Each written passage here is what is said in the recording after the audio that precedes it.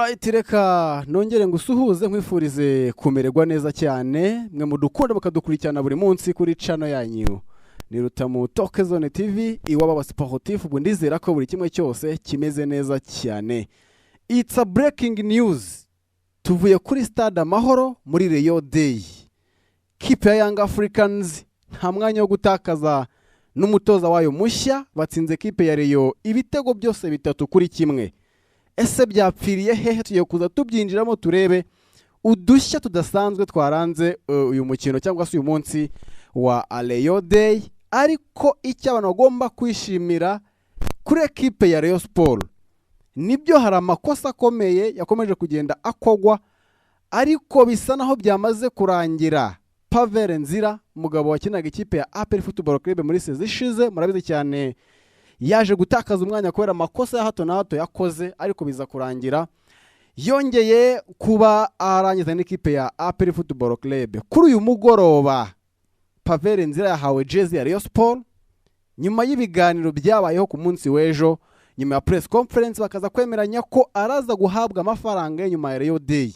Munsi wo kuwa mbere ubu tuvugana Pavel Nzira yamaze kwinjira muri groupe ya ekipe ya Rayon Sport. Tujye kuza tubyinjiramo tunabihuza n'udushya tudasanzwe, ama breaking news n'andi makuru agiye atandukanye arimo kugenda avugwa hirya no hino mu bantu bagiye batandukanye. Bwo rero urumva ko dufite package iremereye cyane, ariko ni na weekend irimo English Premier League n'andi mashampiyona agiye atandukanye. Mwamaze kubona ko ikipe ya RC Banamaf izatangira yakigwa n'ikipe ya Liverpool. Ni match ikomeye cyane ku isaha saa 3 kabisa. Ni match igomba gufungura Premier League muri sezo 2025-2026, ndetse n'izindi event nyinshi zigiye zitandukanye. Kipe ya APR ntabwo bicaye nabo ku munsi wo ku cyumweru, barakire kipe ya Power Dynamos. Ni match yo kuza kureba uko bazitwara. Urumva ko dufite package remereye cyane. Icyo sabwa nta kindi no gukora subscribe, ugakora share kugira ngo ukomeze kugenda ubona byinshi bigiye bitandukanye cyane cyane muri isi ya sport. Nizere ko ibintu ari utamu cyane. Nimba utarakora subscribe, uyu ni wo mwanya wo kugira ngo ukandeho. Kanda kuri subscribe, share na comment kugira ngo ukomeze kugenda ufasha n'abataratumenya kutumenya.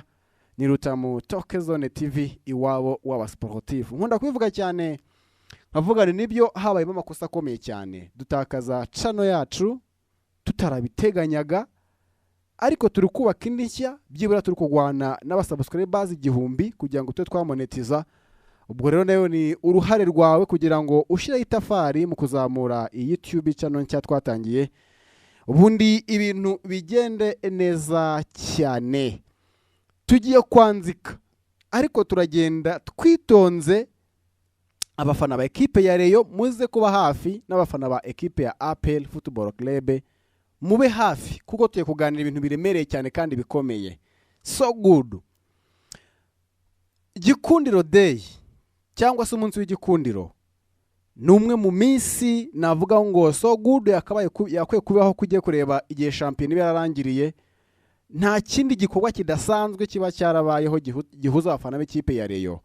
So kuzana Rio Day nyuma y'amezi arenga 2, abakinyi n'abafana bose bavuye ku kibuga, navango ni igikorwa cyiza cyane cyo kongera kwibutsa neza agaciro ka Rio Day. Ariko ikintu gikomeje kuba karande, bamaze gukina Rio Day zirenga 4 badatsinda. Sinzi bana amateka akomeza kugenda bakurikirana, ariko ikipe yari imaze gukina Rio Day nyinshi idatsinda pe. Ubwo tugiye tubyinjiramo, ekipe ya Rayon nibyo nyamukuru uyatsinzwe n'ikipe Young Africans ibitego byose bitatu kuri kimwe. Si igitego wenda Yanga yitsinze match gitangira, ariko ne ekipe ya Rayon Sport ubona ko biracyagoranye cyane. Kuko niba ushobora kugira ekipe idashobora gukina ngo yubake igitego be yatsinda igitego mu izamu rya adversaire, byanga byakunda habara akazi gakomeye cyane. Wenda kimwe mu bibazo byari bihari, ikibazo kizamu cyagaragaraga cyane mu ikipe ya Rayon, ariko tugiye kwinjira muri breaking news mu kanya gatoya. Ariko so good bashatse igisubizo cyabyo, ariko bashaka bareka ekipe ya Rayon ikeneye kuba ku mukino igakina as ekipe apana gukina bikuraho cyangwa se batera igipira cyafura ndajya hehe. Ikintu cya mbere cyagoye abakinnyi harimo systeme y'imitoreze. Buriya systeme ya rotifi ni abatoza cyangwa se ni abakinnyi bake babasha kwifitinga muri iyi shampiyona, dore ko n'abakinnyi bacu bari abakinnyi badasanzwe. So kuzana systeme nk'iriya isaba kudefanda cyane, ugacungira ku makontra attack n'ubizi ko nta bawinga ufite, akenshi bikunze kugorana cyane. So imikinire ya Rayon iri mu kintu cyabagoraga no muri match zashize. Ariko ikintu twibazaga tukavuga tuti byanga byakuri systeme ya rotifi nimba koko ari systeme nzima ya equipe ya Sport yagenderaho, nimba ari systeme nzima equipe ya Rayon Sport yagenderaho, turaza kwireba kuri uyu mugoroba kuri match ya Yanga. So ibyo twabonye rero biragaragaza ko equipe ya Rayon Sport iracyakeneye izindi mpinduka zikomeye. Niba equipe ya Yanga ni equipe iri class, ni equipe ikomeye hano ku mugabane wa Afrika kabisa, ni equipe iremereye, ariko nanone ni igipimo cyiza kikwereka ahantu ugomba gukosora. Mediane ya Rayon, ndavuga abastopa nka nimero 6, mu by'ukuri biragaragara ko ntabwo biri ku rwego rwiza. Byakabaye byiza babonye undi mukinyi urenza abahari, kuko abona ko witwa Ntaringwa Aimable ndetse na Niyonzima Olivier Seff barabona ko nta difference. Wenda Bedi ku 10 ubona ko n'umukinyi mwiza sofa kina neza pe, no mu ikipe no kuri equipe yangu ubona ko yararimo kugeza kugaragara, ariko biragaragara ko equipe ya Rayon yatakinye byinshi byo kuba yakosora. Wenda twashimira icyo abafana babona ko byibura stade yararimo abantu nubwo itari yuzuye, ntabwo stade yabaye sold out, ariko byibura abafana ba equipe ya Rayon bagerageje kwitegura. Ubwo binashira test ikomeye cyane kuri equipe ya APR. Equipe ya APR ni equipe tugomba kuzapima ku cyumweru. Ese byibura ibyo Rayon Sport itakoze APR izabikora? Icyo ngicyo ni ikintu cyo kuza kureba mu minsi iri imbere. So good. Nabanga umunsi urangiye neza, amafaranga yabonetse kabisa, kandi na Young Africans yishimiye ibyo cyakiriwe hano mu mujyi wa Kigali. Haba kuva ku munsi wo kuwa gatatu hatangira kuza ba Ali Kamwe, abavugizi b'ikipe ya Young Africans n'abafana bagerageje kuza. Wenda ntabwo bari benshi cyane ko twitekereza ko bavanga ngo byanga byakunda ashobora kuza abafana bagera hafi 10,000 bavuye Dar es Salaam mu gihugu cya Tanzania, ariko kuza baje kandi barafana cyane za bandrol za kuri match yo kuri uyu mugoroba. Ariko icyo nakwita nka breaking news, tumaze iminsi tubivugaho tuvuga tuti equipe ya Rayon ifite ikibazo cyo mwizamu. Wareba Habimana Yves kunemo kwitwara muri iyi minsi, no muzamu ukiri muto ufite gabari ushobora kuzafasha, ariko guhita umuzana muri competition zi international, kandi tuzi ko ikosa rimwe wisanga wasohotse. Niko bimeze, is that true? Iyo ukoze ikosa rimwe kava muri match urasezererwa.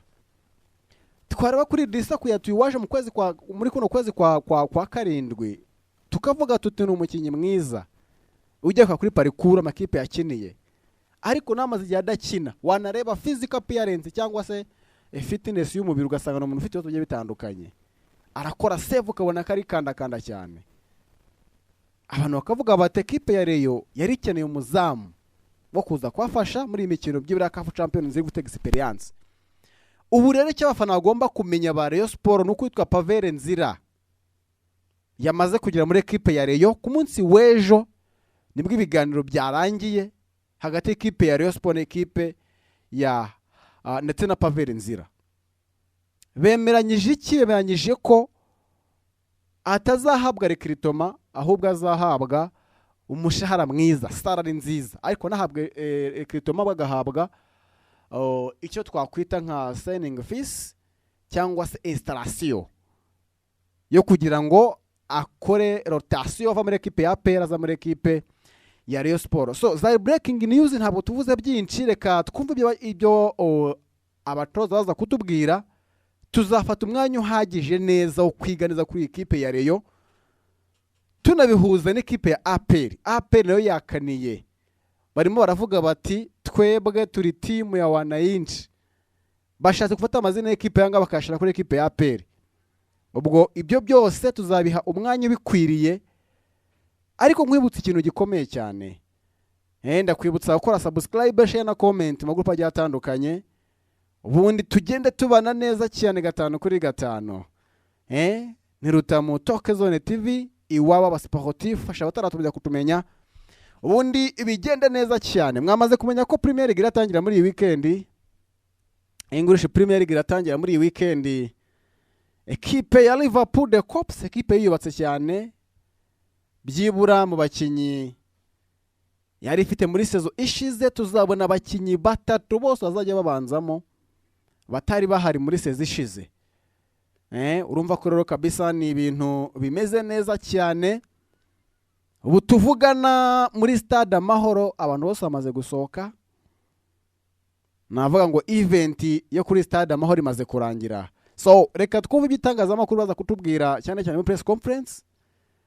Byose nimara kurangira tuzongera dufata umwanya uhagije. Ariko sofa kuri Pavel Nzira ni deal nziza. Umukinnyi ufite experience muri equipe y'igihugu ya Congo, yanakiriye equipe ya APR cyane cyane imikino ya CAF Champions League. So bivuze ngo ni umukinnyi umenyereza competition bitandukanye n'abandi bazamari bahari. Goroka tureko presence ya Pavel Nzira izagaragara, ariko Reyo byibura Yusudi Yange namara kugera muri defense ya equipe ya Reyo, tukabona Rushema Chris cyangwa se Emery na Yusudi Yange, kuko Kabange we bisa naho kuva mu kigo bizagorana. Niyo Kabange yava muri defense tuzabona Kabange akina kuri kabiri, kuko Serumogo ari Omar urwego rwe ruri hasi cyane pe. Serumogo ari Omar urwego rwe ruri hasi, ntabwo ari urwego rwo kuza gukina ngo rutanga umusaruro muri equipe ya Reyo. Wenda byashobora ko yazagera imbere kamera neza, ariko biragaragara ko Serumogo ari Omar urwego rwe ruri hasi cyane. Bwarareka nizera ko buri muntu wese ameze neza cyane. Kwibutsa gukora subscribe, share na comment. Ibitekerezo byanyu ni ingenzi anga kuri Rutamu Talk Zone TV. Mukando muri benshi cyane, tugiye kwinjira muri Zandani, imiriro iremereye cyane. Cyo nashaka no kubabwira ko witwa Pavel Nzira yamaze gusinya muri equipe ya Rayon Sport. It's a special, it's a true story, it's a good news ku bafana b'ikipe ya Rayon. Ariko ibindi byose no mu kibuga, reka twongere twitereke tureko twabiganiriza abantu. Rero mbifurije kumererwa neza cyane, kandi nawe utinangiye imitima ukumva ugomba gukora subscribe. Imana ikomeze ibahe imigisha cyane.